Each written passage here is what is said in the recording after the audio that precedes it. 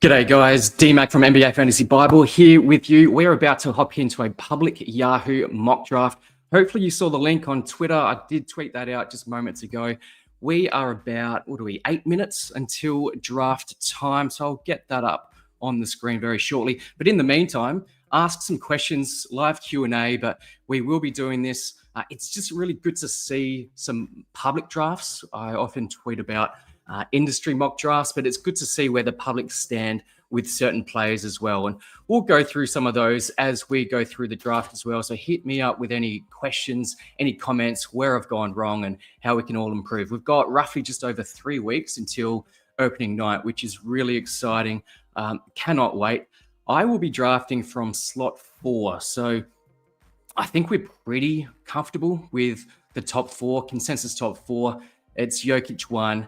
And then it's really pick your poison. It's SGA, it's Wemby, and then it's Luka. Seems to be consensus at number 4. Let me know if you think it should be any different. Giannis seems to be at number 5. I have seen Cade Cunningham at 5 as well, but Giannis, if you're comfortable at punting, free throw percentage, I think that's a very viable option. So yeah, 7.5 minutes. I would expect that Luka will be in my grasp, which is really good as well. Make sure, if you haven't already, make sure you subscribe to the channel. This is brought to you by Believe in Fantasy Basketball as well. So thank you very much, Robin. Let's see if there's any questions so far. No questions so far, but while we're talking about Believe in Fantasy, become a Believe in Fantasy Basketball MVP community member. You'll get access to priority DMs and email responses, as well as exclusive MVP Discord access with all of our experts, including myself, including Robin and Matty G. So make sure you visit believeinfantasy.com. So thank you very much to Robin and the team. 6 or just over 6 minutes to go. Let's see if there's any questions. Nothing as yet. So keep it coming. I really do want to see your questions coming through. But yeah, we're doing this 9 cat mock draft. So I've been doing some points leagues. I've been doing some 14 teamers. We've just started Locked On Fantasy Bowls. So shout out to Josh Lloyd and the crew over at Locked On Fantasy. I've just started my draft. It's a slow draft. This is not so slow. But Yahoo is where it's at. It's good to get those insights from the public, as I was saying. But make sure that you also check out some of our other shows as well. We have a show coming up. We're going to go through our top 40 flyers. I'll just get that up on the screen for you. So some of the guys we will be looking at, like Isaiah Jackson. So I'll probably be targeting him at the end of my draft today. But let's get into it very shortly.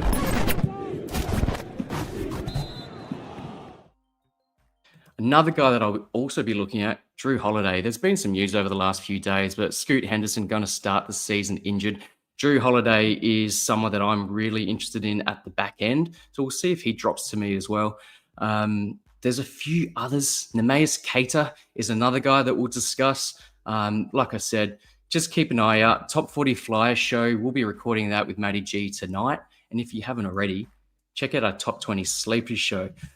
Not your traditional sleepers where you go, these guys are coming out of the clouds, but it's more guys that you get value throughout the entire draft. So Steph Curry is a guy that we think is being underdrafted, particularly in Yahoo. But go and check that out. Make sure that you like and subscribe. We're 5 minutes away. Get me some of those questions, guys. I haven't seen any questions come up as yet, but I need those questions because I want to help you guys dominate your league, dominate your draft. Here we go. We got one. Finally. Hey, mate, I'm at pick 11. That's my pick for Locked On Fantasy Bowl. Awesome. Yeah, so quite a few of you guys are on Locked On Fantasy Bowl leagues. Josh has really opened that out. There's auction leagues as well. There's Best Ball. I'm in the 9 cats head-to-head. There's also Roto as well. But, yeah, it's good to get some practice in. We are 4 minutes away from getting into the draft room. Sleepers outside top 150, please, sir. Well, if you check out our Flyers pick, our Flyers show, which we'll record tonight, probably be released. Robin will probably release that in the next couple of days. Keep an eye out for that as well. But we'll be targeting a few of those in today's draft as well. Next one from Rock Shen. Got Jokic at 2. Oh, lucky days. Now, that could be, and I have heard some cases at getting Jokic at 2 as opposed to 1, and that's really dependent on playoff schedule. So I'm not against that at all. But Jokic at 2 is a good get. LeBron or Giddy at 23. Um, I actually took LeBron in an industry mock draft at 28, and I thought that was really nice value. Giddy is really moving up draft boards, but I'm going to stick to the old man. We're both the same age, 40 years old. But LeBron is probably just ahead of Giddy for me. But again, you can put forward a case for Giddy that high. I know he's super, super popular right now. Amen and Giddy, yeah. I'm putting Amen. I think there's a lot of opportunity now. Fred VanVleet's not going to be there. More ball handling and facilitation responsibilities for Amen. So I think he can be a top 20 guy quite easily this season. He's not going to be your traditional point guard. I guess defenses sag back on him. So it is a bit of a concern in terms of just pure point guard status, but he will facilitate. He's fantastic in transition. So huge opportunity for him this season. We are just under 3 minutes away from getting in. Another question is the Locked On Fantasy Bowl games cap. So this is a head-to-head that I'm in. I think the Roto is games cap. It does work. It's multi-divisional. I'd have to get Josh onto the show to really describe how it plays out. But essentially, I'm in one division and there's multiple divisions. And at the end of that, I believe it's the guys that, I might need to go into a little bit. I may have it up here. I don't, but let me get you more information from Josh and we'll send that out. There could be some spots left, but I know that some drafts have already started. So keep an eye out as well. Hey, I'm at pick 1 in this mock. Yeah, okay, let's go. Let's go. I love Amen in real life, but honestly, I think if he gets more minutes at point guard, I have lower expectations from him in terms of fantasy output. Now, we say point guard loosely. I don't think he's that traditional point guard, as I was saying. I think he's more just going to be that facilitation guy. They'll look to play Reed Shepherd more. He's a big beneficiary from the Fred VanVleet injury as well. But I have high hopes. I think with Fred VanVleet, there's more opportunity for our man to really show his wares on the offensive end. And we know that if he develops that outside shot, it's game over. I think he's fantastic. I've always said that he's been a top level dynasty prospect. I didn't think that his ascension would be as quick. And I'm actually targeting his brother in some of these drafts as well. I think if Amen is a template to go by, I think Asar can actually be something similar coming this season for Detroit Pistons. I'm really excited by Asar, as I am for Amen, and I've been hot on Amen for quite some time. Oh, here we go. Please rank Asar. Kamara Buzelis. Whoa, that is a very, very interesting one. We've got less than a minute to go. In 9-cat, it's really difficult. I'd probably have Asar first. They're all very similar. Probably Asar first, followed by, I'm going to go, I really like Kamara, but I think Buzelis second and then Kamara third, but it's very, very close for me. Let me know what you guys think, but I have really high hopes for Asar. Really, really excited. We're 30 seconds away from drafting. Can't wait to get this going. Here we go. Can we expect less field goals, blocks, and rebounds from Amen? Potentially. I feel like Amen as a wing has higher upside, but curious about your opinion. I just think just with the facilitation responsibilities, like I was saying, he's really dominant in that transition. So I think the field goals and field goal percentage is still going to be strong. He may play away from the rim a little bit more, but then that opens up opportunities for more steals. So you take one and the other. Now we're about to get into the draft room. So this is good. All right, bear with me, guys. So we'll set this to presentation mode as well. Hopefully that's a lot easier for you guys to experience as well. Let's get rid of that. All right, I'll set this up. We're 2 minutes away. Like I said, I'm picking at pick 4, so I'm pretty much assured of the top tier guys, but I'm thinking Luke is going to fall to me here. Now, in the meantime, let's have a look at some more questions. We had that one. Are you worried about LeBron's assists dipping this season? Not really. Not really. I think Austin Reeves, he's another guy that I have high hopes for this season. I think he can be a top 40 guy. But whether or not that impacts on LeBron remains to be seen. It's about LeBron and his health. Yeah, like I said, he's 40, the ripe age of 40. I don't really have concerns about him dipping this season in terms of assists or even overall play. I think he's still at the top of his game, but top 30 easily with upside to be top 20 as well. Any breakout plays this season? Yeah, we've got a breakout show as well scheduled, but Asar is one of these guys. There's quite a few guys in that realm, but I don't want to give too much away because we are planning on filming that soon. So watch this space. We'll be recording that episode very shortly. Thoughts on Zion? Man, he looks trim. He looks happy. I've been seeing him go in the 50s, which for me, typically, I don't draft him in category leagues. I think in a points league, yeah, absolutely, category leagues, but there's something about Zion that's really intriguing. So if you could get him in the 60s, I would not be averse to that, particularly if you are punting free throws. I tend not to punt too heavily unless, of course, I'm at 5 and I pick Giannis at 5. But Zion just is really intriguing this season. So, yeah, it could be one of those breakouts for him. Is pick 14 too high from men? I don't think it's too high. It may cut off a little bit of his value, but I don't think it's too high. Now, we are just about to get into the draft.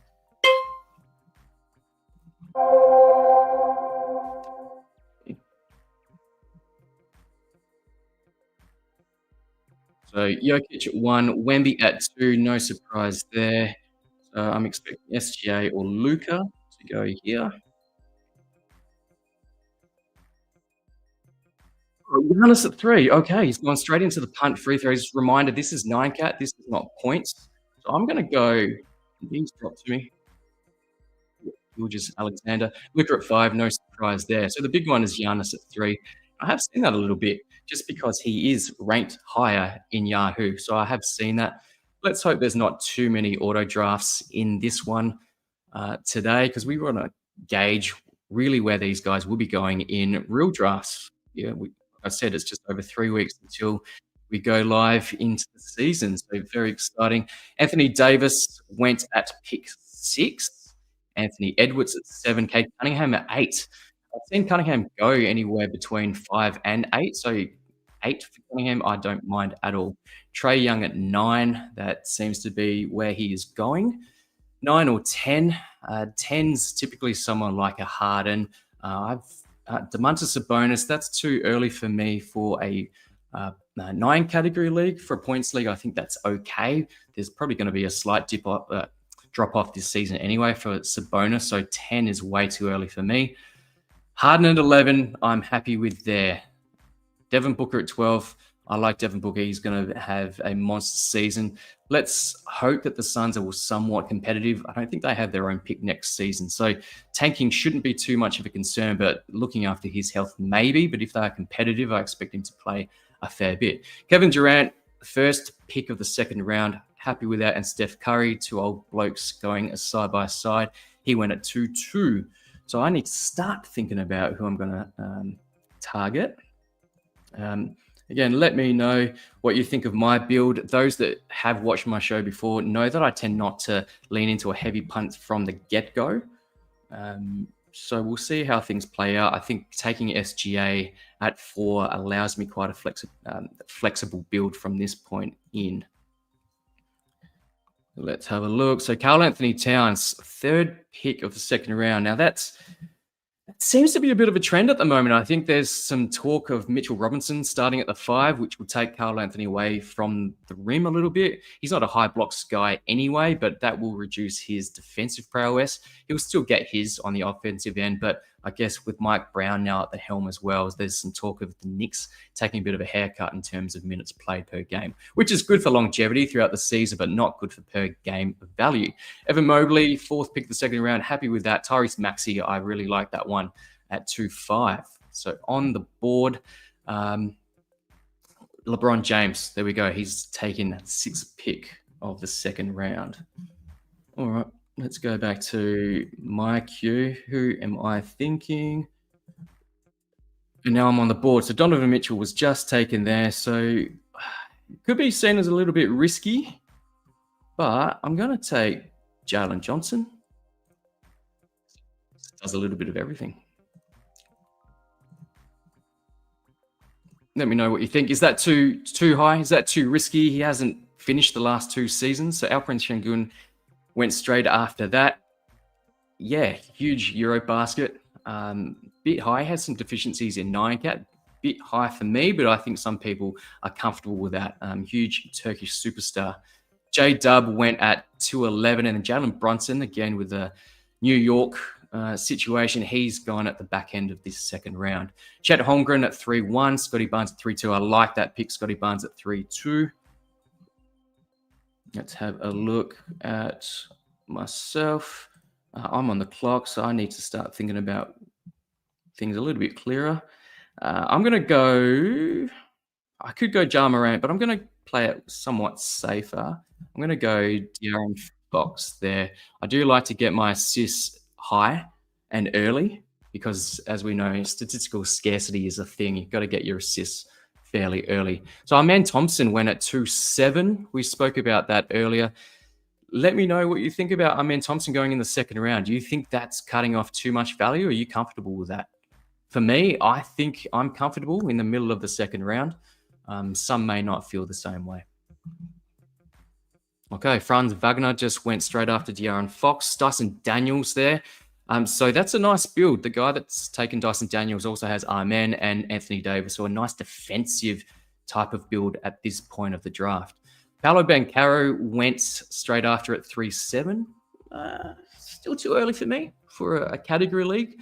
A lot of deficiencies, plus possibly less usage this season with Desmond Bane on the team as well. Speaking of Desmond Bane, he went straight after Paolo Banchero. LaMelo Ball, we know of his upside. We know of his per game value, but it does come down to health. And we've seen it for one season, one of his, how many seasons has he been playing? 5, 6? But yeah, third round, I think you almost have to take it at that point of the draft just because of that upside there. Pascal Siakam going to be huge for the Pacers this season. Jamal Murray, he's a favorite of mine. I would have loved for him to have fallen to me. No chance at that point. End of the third round there. Jamal Murray, fantastic pick. Zion. Okay, Zion in an interesting build. Devin Booker, Kevin Durant, and Zion Williamson. But yeah, a bit of hype around Zion right now, and then he's backed that up with Kawhi Leonard. It's appearing like there's going to be no issues in terms of the off-court situation with the Clippers and Kawhi Leonard. So yeah, Kawhi Leonard's going to be having a nice season. Whether or not he plays every game remains to be seen. I would expect him to be managed as we have seen in the past. Okay. Just a reminder, I am picking at 4, so I will be coming up shortly. But straight after Kawhi Leonard, we had Bam Adebayo, Ja Morant as well.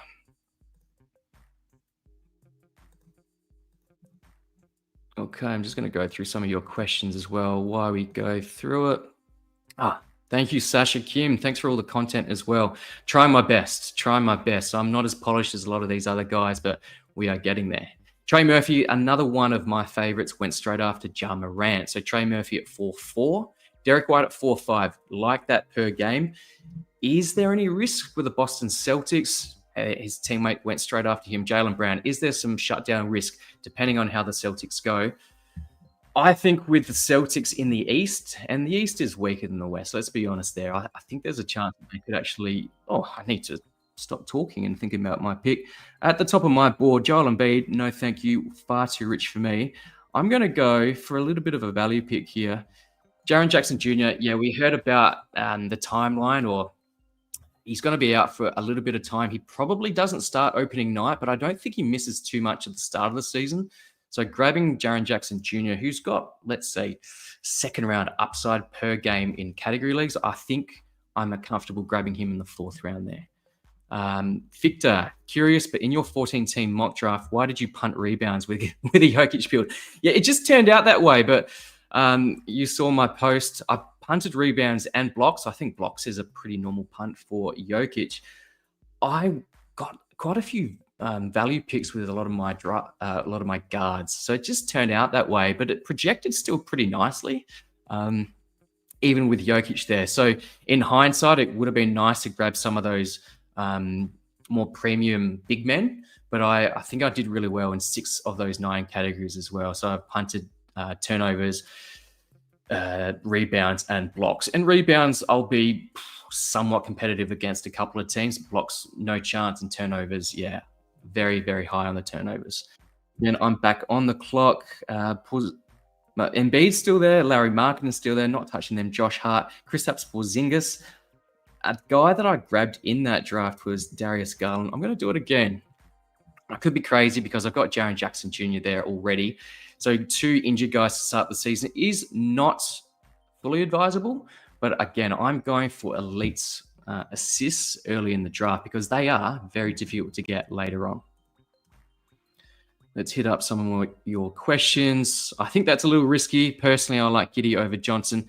Yeah, that's fair enough. Giddey tends to be a lot healthier than Johnson. I just look at the all-round game, and I think the upside, even with Kristaps Porzingis on that team, I think the upside is a little bit higher for Jalen Johnson. But I'm fine with Giddey ahead of JJ. It's just a personal preference of mine. Okay. Straight after Darius Garland was Cooper Flagg. Jarrett Allen then went at 5'6". Embiid went at 5'7". Again, yeah, he looks good, and there's some gym workout videos going around online. Embiid does look a lot healthier, but again, it's just the maintenance and the management of his workload. His health is always of concern. It's tempting, yeah. You've got that high upside guy. I just don't think it's high enough upside. I can't see him being a first-round guy for the rest of his career. I just can't see it, and perhaps I'll be wrong. I just don't see that. But yeah, let me know what you think about Embiid in the 5th round. Miles Turner, I love that one, 5'8". And then Josh Hart. There's a chance that he doesn't start. So I'm not fully on board with that Josh Hart pick, but I would be okay with it in the next couple of rounds. Tyler Hero, he's starting the season injured, but he went at 5'10". I'm also a fan of his. I think he's got top 25 upside in 9-cap, particularly he'll be the biggest usage guy on that Heat team as well. So Tyler Hero may miss the first month of the season, and looking likely he will miss the first month. But yeah, we play for fantasy playoffs as well. So you can draft somewhat safely in the first few drafts or first few rounds of your draft. I think that's a fine pick there.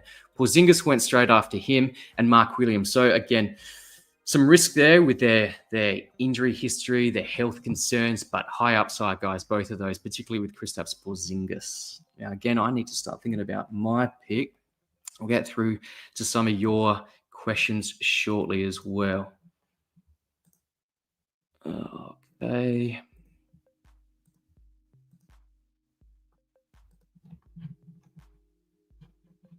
Okay, Larry Markin just went to the team that took Tyler Hero. So I don't know about backing up Tyler Hero with Larry Markkinen. Just the tanking Jazz, I'm very concerned about Larry Markkinen and Walker Kessler, if Kessler actually stays on that team long term. But it may actually open up more opportunity for some of the guys like Ace Bailey, maybe Keontae George, and Isaiah Collier later on in drafts. Perhaps that opens up some opportunity. But I'm concerned about Larry Markkinen and Walker Kessler. Rudy Gobert is slipping down draft boards, but he's going to be solid. So I have no issue there at 6'4", but I have seen him go a little bit later in drafts. OG Anunoby, I think, is a good pick there at 6'5". And Vucevic, again, another guy that is dropping down draft boards a fair bit. It's expiring contract. He's at the Bulls. There's always that concern around him being traded. Perhaps this is the season. But again, if he doesn't get traded, and we've been talking about it for so long, if he doesn't get traded, that per game value is outstanding. My concern is he does get traded. He could be coming off the bench. Now I need to, again, focus on what I'm doing. All right. Jordan Poole. I'm going to go one of my guys. Seems early in the 6th round, but Peyton Pritchard. We spoke about Jaylen Brown and Derek White earlier. I think Pritchard doesn't have the same risk of sitting and maintenance games as Derek White and Jaylen Brown does if things sort of turn sour at the Celtics. But again, they're going to be competitive. I think probably more competitive than what we give them credit for. So I'm comfortable with Peyton Pritchard. He's starting by all accounts. He'll start ahead of Anthony Simons. So I'm expecting a somewhat of a breakout season. He had that last season, but I think he's got top 50 value in him. Again, let me know what you think of that pick as well. Some would say that that's far too early, but I'm comfortable with that one. All right, let's have a look. Jalen Green went at 6'10". Jordan Poole alongside of Zion at the Pelicans at 6'11". Keep in mind that DeJounte Murray will come back at some stage this season. Won't be at the start of the season, but I expect him back possibly after All-Star break, maybe before then. We'll see how that impacts Jordan Poole. I don't think he's going to have as much usage. It's almost definite he won't have as much usage on that Pelicans team as he did at the Washington Wizards, but he's still a solid pick there in the 6th round. He'll get you those points, sneaky steals, free throws. You know what you get out of Jordan Poole, those threes as well. Very elite sort of level there. DeMar DeRozan dropping back, but is it just because he's old? He's going to be solid. We'll see what the Kings do. If things, again, don't go to plan, are they going to blow it up? They've just got all these older guys as well. There's talk of Malik Monk being traded away. Is it Monk? Is it Schroeder that starts alongside of DeMar DeRozan, Zach LaVine, and Domantas Sabonis? Julius Randle, first pick of the 7th round. Michael Porter Jr. is going to have huge usage, but the concern at the Nets, of course, is games played. That is, of course, the biggest concern there. I really need to start thinking about my picks a little bit better, but I'm going to go for a guy that I think will be a breakout guy. It's Kelly Ware. So I've gone him ahead of a few other guys that I really like. I'm guys that are following along live and are drafting. Oh, Asar Thompson. He just went as well. So he was in my queue. Donovan Clingan, has he been taken yet? He's another guy that I think is going to have a breakout season as well. Let's have a look. Is he in? Clingan's still available. So I'm going to put him in my queue. I don't think he gets back to me, but we'll put him in my queue. Matas Buzelis is another guy that I'm very, very high on this season. So I'm going to put him in my queue just in case he doesn't get back around. Alex Sai is another 2nd round breakout candidate. So he just went at 7'8". Andrew Nembhard went at 7'7". Yeah, look, Nembhard's got a great opportunity, but is he going to take that opportunity with both hands and run with it? He's an efficient guy. He's a nice, tidy player, but is he really going to have high usage?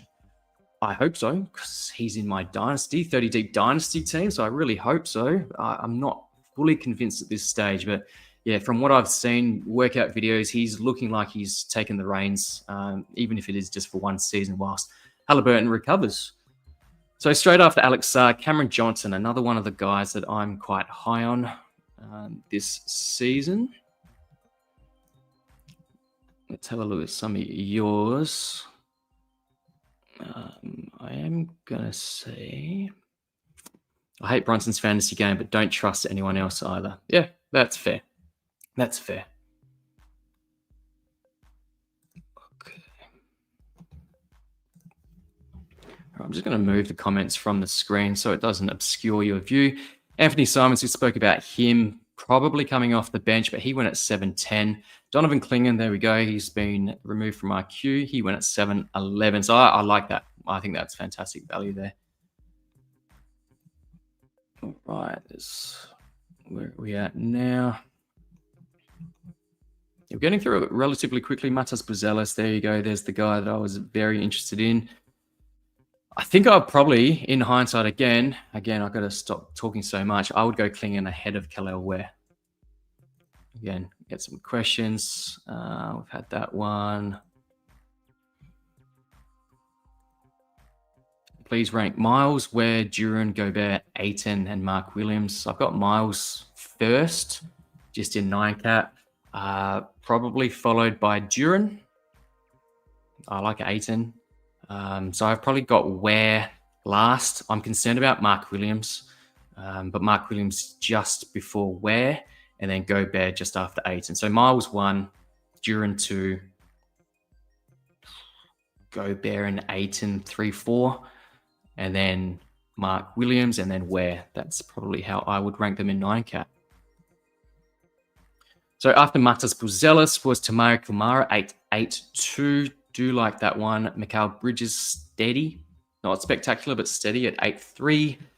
Isaiah Hartenstein went at 8.4. Christian Brown at 8.5. And Paul George, yeah, okay. So he's dropped to the 8th round.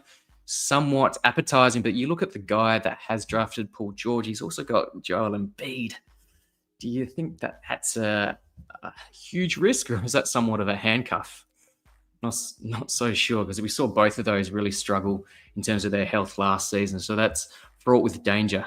Paul George, Vucevic, and Embiid as well. And I'm on the clock, so again, I've got to stop talking so much. Players, I'll probably get autoed here, so that's a lot of fun there. Let's go. Norman Powell, I think he's going to have a good start to the season. Look, I'm going to go boring. Very, very boring, but Tobias Harris there. Yeah, very boring pick, but I'm all right. I think he'll return value there. Let's go here. Just before Tobias Harris was Onyeka Okongwu. I think people are, I won't say they're sleeping on him just because there is going to have Porzingis alongside of him. But I still think he plays 28 minutes. I think he'll be a solid contributor anyway, even if he does come off the bench. So Okongwu in the 8th round, I'm extremely happy with if I was to get that. Benedict Mathurin is an interesting one. Breakout candidate, most improved player award candidate this season. But again, as we know, he's got some deficiencies in his game. So we'll see how that plays out. Reed Shepherd, I like that one at 9.2 just because he's going to have more of a prominent role. Let's get back into it. I'm back on the clock. What am I needing, guys? What am I needing? Probably needing some focus. That's what I need. I could go Bradley Beal. Again, do we really trust him? I'm going to go another old guy. Do I go an old guy? I'm going to go this old guy. CJ McCollum, I think he has a good start to the season. Bilal Coulibaly, I think he only misses maybe 1 to 2 weeks to start the season. But I think CJ McCollum as that veteran guy. You've got Middleton, but I think Middleton misses every other game. But CJ McCollum, I think he's in store for a big season this season, at least to start the season anyway. The Wizards could turn to just full youth development come end of season, but to start the season, CJ McCollum is a nice pick in my opinion. Question here, in your opinion, who would you realistically and ideally pair with Wemby in round 2 and 3? Haven't seen many Wemby drafts online. Yeah, there's a bit of, I don't know what the issue is at the moment with Wemby, and there's a bit of shade around Wemby. Is he slipping, or is he a bit of a sleeper? I've seen him go to 4 in some drafts, but in terms of pairing, I'm not the biggest proponent of pairing, but 2 and 3, I guess it's not just your typical pair and your 1 and 2. But again, from my perspective, I like to do balanced, and it just depends on who's been drafted beforehand. But if you're getting Wemby and you're not going full-blown punt, I'm still looking at pairing him with some assists, because you're not completely taking care of your blocks, but you're okay for a little bit of time. But let's get those elite assists early to pair with your elite blocks, good rebounds, good usage, decent percentages. Yeah, he could potentially be a punt field goal percentage guy. Not necessarily, though. Not necessarily. So I would love to get him with someone like who's around that vicinity. I don't think Maxey probably gets back to you at that stage, but that would be wonderful if he did. I've seen LeBron. I know he's not elite point guard, but a nice source of assists. So yeah, interesting with Wemby. I have noticed that recently. He's sort of been not bad mouth, but he's just not as prominent in our eyes as he was going into the start of last season. I don't know if you felt that, but I definitely have. Okay, what have we got here? No, we've had that one. Let's go down. Thoughts on Kobe White? I took him a bit early, but really trust him. Yep, so do I. I really trust him. I think he can be a top 50 guy. He could hurt you a little bit in field goal percentage, but I think high usage alongside of Giddey. We spoke about Vucevic potentially being traded away, and he's a relatively high usage center. I think Kobe White is really steady. So getting him in a 5th or 6th round situation, I think there's value there as well. I think he can be a top 50 guy in 9-cat. So thank you for the question. Keep the questions coming through. Just quickly going through some of these other picks as well. CJ McCullum was mine. Then Naz Reid, Tari Eason at 9-6, and that's going to the team again. It has Asar Thompson, so nice defensive build there. RJ Barrett, a bit early for me for categories, but if you want a good source of points, yeah, RJ Barrett will be fine. Just be mindful that there's now Brandon Ingram on that Toronto Raptors team. So 5 really good starters with Jakob Poeltl, IQ, RJ Barrett. Here we go. I'm back on the clock. So, yep, good on me. Not focusing once again. Look, I'm going to go another boring guy, another old boring guy, but Bradley Beal. And, yep, crucify me in the comments. I've just gone old and boring, and maybe that's fraught with danger, but I think he can be a really good contributor for the Clippers this season. Old team. Probably not the oldest on that team. CP3's there. I think he's going to have somewhat of a bounce back season, but yeah, we'll see. We'll see how that plays out.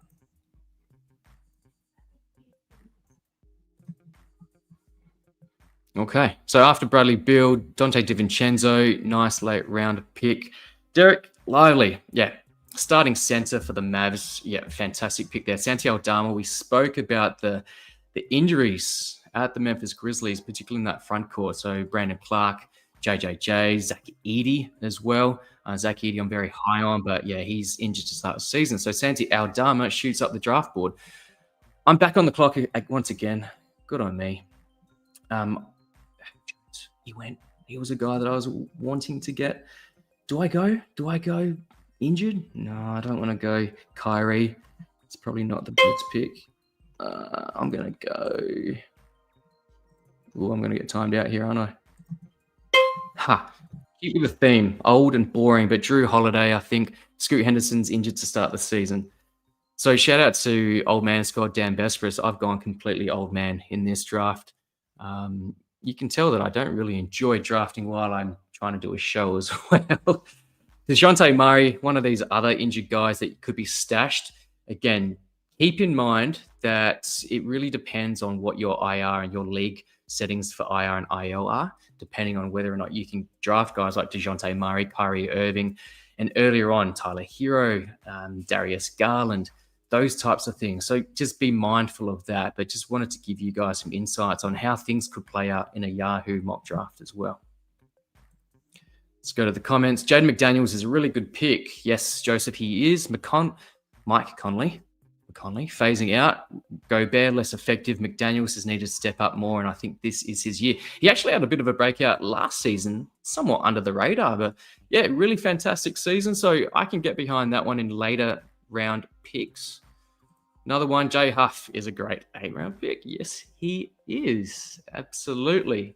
Jay Huff is. Good segue. I'm really high on Jay Huff this season. So I'm going to have a look for some of my late round flyer guys, like Huff. Thank you very much. Like Nemeas Keita. Don't think he's been... Oh, no, he has been taken. Nemeas Keita has been taken. Yeah, he was drafted 111th, which is a lot higher than what I have seen. But again, if he's the starting center for the Celtics, and there's a bit of competition, you got Chris Boucher, Luka Garza as well. But by all accounts, Nemeas Keita will be the starting center. And if that's the case, I think a pick around that 111 is more than okay. But yeah, like I said, he's been going a little bit later. You can see that Yahoo ADP 143, ESPN 140, and Fantrax, he's just not being drafted at 477. That's probably a very, very deep league auto draft. But yeah, I think he's deserving of a higher pick than that. So if you can get him around that 120 to 140 mark, I think you're doing really well there. Unless, of course, we hear a little bit more news on that starting lineup as we approach opening night. Cam Whitmore, first pick of the 12th round. Bilal Coulibaly, we heard the news around him a couple of weeks ago, but by all accounts, he's only going to miss perhaps 1 to 2 weeks to start the season. So that puts a dampener on Cam Whitmore's sort of value there. but I still don't mind him. This is late round flyer territory from the 11th round onwards. This is where you go for that upside because, as we know, when we start streaming guys through, it's these guys that are in the 11th, 12th, 13th round. If it does go to 14 rounds, these are the guys that won't be ending up on your roster come end of season. So go the high upside. Jay Huff just went off the board there. So, yeah, that hurts for me. I'm going to go back and try to focus on this. All right. Let's have the squeeze. Oh, there we go. We're on the clock. All right. Russell Westbrook. No, I don't think so. Sam Hauser is another guy, a good source of threes, but I'm going to go. Is Isaiah Jackson there? Yes, he is. He's the face of our top 40 flyers, and I'll show you that top 40 flyers show, which Matty G, if you're listening, we'll be recording this one tonight, mate. You know, I love a bit of Ijax. We spoke about Jay Huff. I think Isaiah Jackson, yes, he's coming off of an Achilles tear. The Pacers have put some stock into him. 3-year contract. There's some confidence in Isaiah Jackson. It's going to be a slow ramp up, so there's going to be some frustration, but I think there's a chance that he could eventually start ahead of Jay Huff. Jay Huff should start as the starting center at the start of the season. But I could see that switch to Isaiah Jackson. If they split minutes, I think Isaiah Jackson probably has the higher upside with more block potential there in category leagues anyway. I'm back on the clock. I'm going to have... Kyle Kuzma, no, I don't think so. Scoot would be perfect in this situation. I'm going to go another big guy that I think should be taken late. It's Kyle Filipowski, and we spoke about the Jazz guys. There's concerns about Walker Kessler, as they were last season. Walker Kessler, Larry Markin, and some of the other guys there. And Kyle Filipowski, I think he probably helped a lot of us win some leagues last season. Just his ability to stay on the court and put up some nice numbers as well. So I'm going to pick him. And again, it's going to be one of those frustrating ones to start the season. But later on, I think he's got some nice value there. Okay. I'm very tempted to take Dyson with Wemby in the 4th round. Absolutely. You get those defensive stats. That's going to be hard to beat. Both of those guys elite in their respective categories. So blocks and, of course, steals, but both still capable in both stocks categories as well. Thank you for the mock as well. And I thank you guys for tuning in. Bit of a rushed effort by myself. It is easier to do a show and mock when I have another host with me because they can take over the rambling that I do and then I can focus on my picks. But that is it. It's 13 rounds. Tell me what you think. We're about to finish off. Moussa Diabate is another guy. If he could start for the Charlotte Hornets, I think he's got some value there. But he's got some competition with Kalkbrenner and Plumlee as well. But again, as we approach the start of the season, we'll go through preseason games. We'll see how that plays out. So that'll be an interesting watch with that 3-headed monster at the center position. Just going back a couple of picks before we do wrap this up. Davion Mitchell at 13-8, just with Tyler Hero out to start the season. I think Davion Mitchell is a fantastic late round guy. I really like that one. Adam Boner is another guy that I've picked in an industry mock draft. So he went at 13-6. That's a nice little handcuff for the often injured Joel Embiid. And I don't know if Embiid starts the season. By all accounts, he's on track to do so. But Adam Boner, that's that last round pick. Boner alert. I do like that one. So, yeah, upside. And that's what we want in these flyer picks to finish off the draft. Let's go through some other questions. I'm not going to go through all the teams. I think you've been able to see the teams. You've been able to see the builds. Let us know what you think. I have no idea how my team is shaping up because I've been so focused on just getting through some of your questions as well and talking about some of these guys I'm really high on in terms of flyer picks as well. Any other questions? Oh, here we go. I also believe Aldama can play versatile wing role as well. Yeah. He's a stretch forward. He's probably more suited at power forward, but can play small ball center, but could possibly move to a bigger small forward role. But yeah, I think top 100 is not out of the question, particularly just with those banged up guys for the Memphis Grizzlies. Yes, so very, very good. Yes, Joseph, 4 older vets in a row. It's all right. It's all right. It's not ideal. But yeah, good point in note. Stay focused. Don't have distractions while you draft. And we've got 3 weeks to refine how we want to do drafts. But that's awesome. Thank you, guys. Make sure that you do subscribe to all things Believe in Fantasy. So believeinfantasy.com. Make sure you just subscribe to myself at NBA Fantasy Bible over on X, but also on YouTube. Hopefully you've enjoyed the live stream. 46 minutes, not bad. A lot of you guys in the States, it's your Betty buys. For me, it's roughly 11 a.m. So time to get up and enjoy myself on this Sunday day here in Western Australia. But thank you very much, guys. And until next time, catch ya.